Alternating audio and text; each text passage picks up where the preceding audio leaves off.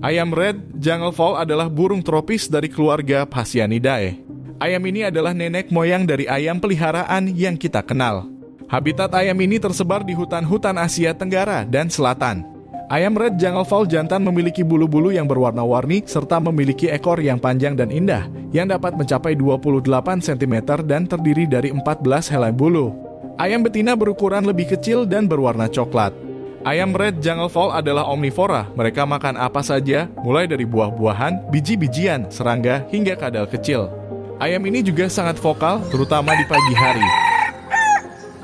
Mereka bersuara untuk menandai wilayah, memanggil pasangan, atau memberi peringatan.